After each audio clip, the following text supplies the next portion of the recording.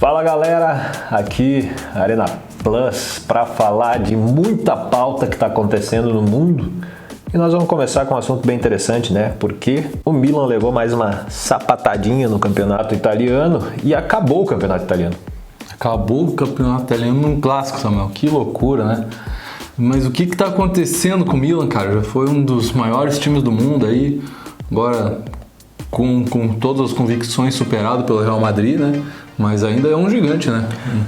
E agora, além do Real Madrid ter superado o Milan, a Inter superou o Milan no número de títulos na Itália também. A Juventus continua, né, lá na frente. Mas estava 19-19, agora a Internazionale tem 20, o Milan tem 19. Então, cada dia mais, outros clubes começam a se sobrepor ao Milan. E o Milan tão grande, cara. Sofrer assim, são 6 jogos que não ganha da Inter de Milão. E não é que não ganha, são 6 derrotas. 6 derrotas em um clássico direto. Isso aí é inacreditável, assim, tu pensar que um time do tamanho do Milan, que a gente cresceu, né, na nossa infância, eu um pouco mais novo, tu já nos anos 60, 70, mas a gente cresceu acompanhando um pouco o campeonato italiano, né, vendo os nossos ídolos jogarem lá, Ronaldinho, Kaká, Ronaldo, Gattuso, né, parece o Wolverine, Alexandre Pato. Não, e outra, né? Os goleiros também, né? Sim. E zagueiros, né? Maldini, o pessoal ali, realmente o Milan chegou a ser praticamente uma seleção mundial, né? Exatamente. Em certo momento. E hoje a gente eu particularmente na Itália, né? Torço pro Milan, né? Inclusive acho muito linda aquela camisa, preciso ter. E a camisa do São Paulo, Samuel, é pesada também aqui na Sul-Americana. E o Zubeldia deu conta, vai dar conta? Então, aparentemente, não é uma crítica pessoal, mas o Carpini aparentemente não conseguiu dar conta do tamanho da camisa do São Paulo, né? O Zubeldia, né, lendo sobre ele e tudo mais, ele aparentemente, né, ele falou, né, eu trabalho tantos anos, tenho uma equipe preparada, me preparei anos para estar aqui nesse momento. Então, assim, né, o maior time da América Latina precisa de um cara que, né, dê conta do recado. O maior time por quê? Por questão de títulos, né? A gente faz aquela contagem lá, é uma zoeira que um clube acha que é maior que o outro, mas em questões internacionais, realmente, né, o São Paulo é o time com mais títulos. Para ele chegar aqui com a marra que chegou e não apresentar nenhum tipo de resultado, é capaz de dar ruim, né? Mas esse jogo é um jogo bem ofensivo, pelo que eu vi, né? Que apoia bastante pelas pontas, assim. Tu acha que o James Rodrigues vai ter espaço nesse time aí? Então, minha dúvida foi justamente essa, por isso que eu fui pesquisar. Pelo que os jornais, aí, os programas de TV falam, o Zubeldia joga com 4-2-3-1. Então, assim, ele jogaria com a linha de 4, uma espécie de 4-4-2, mas é um 4-2-3-1. Então, ficaria uma linha de 3. Um meia central, que poderia ser o Rames, então talvez ele possa ser o técnico que vai conseguir usar o Rames no São Paulo, e um atacante que seria o Caleri. O Lucas daí jogaria na ponta esquerda?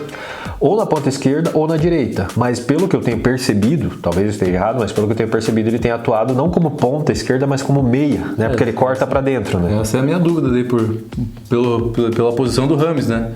Na minha visão ali, o Rames, pelo jeito que tu desenhou, o Rames ficaria na posição do Lucas, né? Isso, na conjuntura que os outros técnicos faziam. Mas, por exemplo, o Carpini usava 3 zagueiros, o Zubeldia não usa. Pelo que as matérias dizem, o Zubeldia é um cara de ligação direta. Ele não fica tic-toca, toca-tuca, tic-tuco. Ele pega a bola e é objetivo. Por isso que talvez pro Rames seja bom, porque, por exemplo, tá aqui na zaga, o cara lança a bola, chega nele, distribui, finalizou a jogada. Falando em painel tático, em tática, em time, em gramado, nós temos aí uma nova polêmica no futebol brasileiro, que é o gramado sintético. Novamente em pauta, né? Porque sempre foi polêmica, né? Sempre foi questionado, assim, o gramado sintético. Eu sou totalmente contra. Eu também. E tu vê o Atlético Paranaense ali, né? Que foi o jogo da última rodada.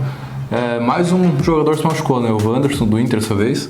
Mas outra vez que o Inter jogou lá, o Vitor Roque se machucou. E os dois lances, assim... Parecidos. E, cara, parece que é culpa do gramado, assim, porque ele dá uma travada que, aparentemente, no gramado natural, ele não travaria. Ou travaria diferente, seria mais amortecimento, teria mais amortecimento na queda ali, no pisar. É porque a grama sintética ela não cede, ou ela cede menos, né? E a grama natural, tu pisou ali com a trava, arranca a grama e o pé segue, né? E o Atlético Paranaense ainda, o gramado lá é muito velho já. Então, quando colocaram ali, alguns elogiaram, muitos criticaram, mas hoje todo mundo critica, até os próprios jogadores deles. E tem umas coisas que eu não entendo, assim, Samuel, que nem o Palmeiras. É da São Paulo, né? E botou o gramado sintético. Mas em São Paulo, tu tem o São Paulo e o Corinthians, que tem um dos melhores gramados do Brasil. Hoje o do Corinthians, né? Dizem que é o melhor do Brasil. Então não tem justificativo pro Palmeiras botar um sintético. Então, o Abel Ferreira, né? Que a galera tem um amor por ele que eu não tenho, né? Eu critico e elogio ao mesmo tempo. Mas eu acho que o Abel é um personagem que atrapalha o futebol brasileiro em algumas ocasiões nessas discussões. Quando é com o time dele, né, é tudo a favor, elogios e tudo mais. Quando é contra o time dele, aí é só xingamento, é só, meu Deus do céu, o Abel não presta, isso e aquilo. Então o Abel foi lá e se posicionou e falou que jogar no Allianz Parque é como se fosse jogar na altitude, porque o gramado é diferente, nós estamos acostumados, os outros não estão, por isso que reclamam. Mas eu acho que não tem nada a ver. Eu acho que o gramado sintético é um retrocesso ao futebol. Mas a evolução, a tecnologia... Cara, nós não precisamos desconfigurar originalmente as coisas para torná-las mais legais. Tem coisas que são legais da forma correta. Você não vai fazer uma erva sintética para tomar chimarrão. Eu sei que o pessoal fuma vape aí, né? Que é um cigarro eletrônico e tudo mais, mas não é a mesma coisa. O futebol ele é feito com uma bola, um gramado e traves, né? Então você vai jogar futsal, vamos começar a jogar um futsal na água. Já não vai ser futsal, vai ser pool ball, né? Vamos jogar na areia, vai ser futebol de areia. Então o sintético é para gramado sintético, não é para futebol. Então cria uma outra categoria chamada futebol sintético, né? Pelo menos na minha visão. Polêmico, seu Samuel, polêmico. Falando em polêmica, vamos começar a entrar nas polêmicas da rodada aí, na polêmica. Então, polêmicas nós temos várias. Vamos fazer uma polêmica nacional, internacional, depois fazemos uma polêmica meio nacional e depois internacional, porque a pessoa envolvida, né, é de vários países aí, com vários clubes, mas enfim, vocês já devem saber quem é. Mas vamos começar com o Vasco da Grama, Samuel. Vascão. Parece que o Vascão tá com o imã ali, né? Toda rodada ele reclama de alguma coisa. Mas essa rodada eu acho que reclamou com uma certa razão.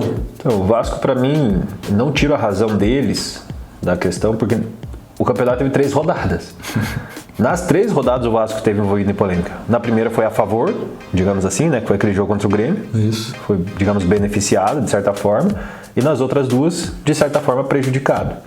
Eu fui ler, fui pesquisar, fui tentar achar, meu Deus, todas as questões ali possíveis desse lance específico. Por quê? Por quê? Depois a gente vai falar de futebol internacional. Por quê? No jogo do Manchester City, o Grealish estava na barreira e ele estava assim. E a hora que cobraram a falta, a mão dele estava assim e a bola pegou aqui. E o juiz segue o jogo. No jogo do Manchester United, que alguém assistiu aí, a gente falou da Copa da Inglaterra, o Wan-Bissaka estava assim. E a bola pegou aqui e o juiz deu o pênalti. Então o Grealish com o braço aberto não é pênalti, o Wan-Bissaka com o braço assim é pênalti, e esse do Vasco eu fiquei... eu confesso que eu não vi o lance do Grealish, mas lá na Inglaterra eles são meio rigorosos assim para marcar pênalti. Depende muito se a decisão é tomada em campo, por exemplo. Dificilmente o árbitro de vídeo ele muda a decisão de campo. Muitas vezes ele nem chama. Esse lance do Grealish me chamou a atenção porque a justificativa da arbitragem na Inglaterra foi a mesma da brasileira aqui. Porque o Grealish estava na barreira e ele foi encolhendo o braço para dentro. Então a hora que ele encolheu o braço para dentro, a bola pegou aqui, ela ia em direção ao gol, mas pegou no braço dele e foi para fora. Se não tivesse o braço dele, a bola ia em direção ao gol. Não que ia dar gol, né? Mas ia em direção ao gol, que seria caracterizado como pênalti. No lance do Vasco aqui, a justificativa foi a mesma. Que o zagueiro do Fluminense estava trazendo o braço em direção ao corpo. Então são lances, claro que não iguais, mas a justificativa da arbitragem, eu até fui ver aí nos canais de televisão e, né, os caras entendidos aí do futebol. Inclusive, né, o Carlos Eugênio Simon, aí, que já foi árbitro de grandes corporações aí, disse essa justificativa, que estava encolhendo o braço, então não é pênalti. O Simon tem uma visão muito distorcida das coisas, mas eu achei muito pênalti. Tá com o braço, parece muito aberto, assim, diferente do primeiro jogo do Vasco, que a bola bateu sem querer no braço. Claro, né? Sem querer, o cara pegou a bola. Não, mas tirando a brincadeira, assim, lance interpretativo, a gente não tem como saber quais são os critérios que a CBF manda a arbitragem usar no Brasil, porque cada jogo parece que muda, cada jogo é diferente a condução, mas, cara, um zagueiro que nem o Manuel, assim, que é um zagueiro conhecido no futebol brasileiro aí, ele não pode jogar, sair daquele jeito na bola, cara. E eu penso assim, é um atleta profissional, eles pensam muito mais rápido que a gente. Porque estão treinados para isso. São treinados, eles têm um raciocínio muito mais rápido, por isso são profissionais, né? Então, a tomada de decisão dele ali, cara, com o braço tão aberto assim, e tu vê que ele dá uma encolhida assim, pra mim ele deu uma encolhida, não foi pra fugir da bola, foi justamente pra ir de encontro à bola. E tanto que ele bate ali, o braço fica, né? Tipo, é um movimento muito rápido, e que nem eu vejo os zagueiros que nem o Jeromel, né? Que eu considero um dos melhores zagueiros que passaram aqui no Brasil também. Então, o Jeromel, tu nunca vai ver um lance desse dele. Ele pula com o braço para trás, ele encolhe, ele nunca deu brecha. Se procurar, é capaz do Jeromel não ter pênalti na carreira dele por braço assim. Então, cara, tem como tu defender sem fazer aquele movimento do Manuel totalmente aberto lá, né? Mas assim, a gente fica meio refém da tecnologia no Brasil também, porque tu vai ver os frames ali, talvez o que mais mostraria o braço é uma qualidade muito ruim. Então, tipo, não tem como tu ter certeza do movimento que ele tava fazendo na hora do toque na bola. Então, falta recurso no futebol brasileiro. Diferente do El Clássico, né, na Espanha, que tem todo o recurso possível lá, né? Tem até um drone que fica andando lá com imagens aéreas. Daqui uns dias vai ter uma câmera dentro da bola, né? O próprio presidente do Barcelona, o Laporte, falou que possivelmente poderia entrar com uma ação para repetir o jogo. Engraçado, né, o Barcelona entrar com a ação, porque ainda estão envolvidos nos escândalos de arbitragem, que foi mostrado que estavam pagando a arbitragem ali um tempo. Foi provado não ainda, né? Mas tudo indica que sim. E daí agora que parou o esqueminha deles ali, parece que estão nessa aí, né? Pois é, e essa questão de arbitragem é uma questão tão abrangente que muito difícil que vai voltar um jogo. A bola entrou, não entrou, o goleiro pegou, tirou de dentro, tirou de fora, não sei o que. Mas pra mim é um pouco um chororô ali, porque o Real Madrid disparou na tabela e o Barcelona esse ano está em crise, chave, como tu falou, escândalo e tudo mais. E falando em escândalo em voltar a partida e tal, o John Textor tá se movimentando aí, né, Samuel? Parece que tem mais argumentos, mais informações ali, não só sobre o Botafogo, sobre vários outros times. E daí, o que vai dar? Então, ele foi no Senado, né, apresentar aí algumas questões e, como, né, eu acabei comentando anteriormente, talvez, né, eu não acredito que eles vão voltar o campeonato todo, né? Óbvio que não. Mas talvez tirar o título, possivelmente, talvez, dependendo das provas. Mas, enfim, né, a gente pode ter aí, dependendo da questão dos times envolvidos, sei lá, o 10º colocado ser o campeão brasileiro, né? Mas, né, pode acontecer. Mas, enfim, o Textor foi lá, apresentou o Cajuru, para quem lembra dos programas esportivos, né, o Jorge Cajuru, que não gosta de uma polêmica, não gosta de um cara bem assim na dele e tal, pacato, falou que as provas apresentadas são a se olhar. Exatamente. Então, eu acredito que tem coisa aí. Indícios, ele falou indícios sérios, indícios assim importantes. Isso. A gente que acompanha aqui de fora, sem ter acesso aos bastidores, pra mim, já é claro que teve coisas aí desde 2020, desde antes, né? Sempre tem alguma coisa. Mas é como tu falou, Samuel, eu acho difícil voltarem, talvez mudar o título, mas eu também acredito que não, a CBF é muito arrogante para voltar atrás. Eu não sei o que vai dar, espero que dê alguma coisa, nem que não altere os resultados passados, mas que daqui para frente seja uma forma mais limpa, mais justa, né? Mas que a competição vença. Que a gente possa assistir mais tranquilo, né? Que é o nosso pão e circo, né? Então, cara, deixa nós comer nosso pãozinho, assistir o nosso circo ali de boa, sem manipular isso também, né? E para finalizar, a gente quer deixar aí para vocês... Vamos deixar aí um vídeo do nosso maneiríssimo John Textor andando de skate aí, porque já que ele tá fazendo um bem pro nosso futebol, talvez, ele faz um bem pra saúde dele ali, apesar de ter quebrado o braço. Mas é um cara maneiro, assista ele andando de skate. Isso aí, sol e paz a todos.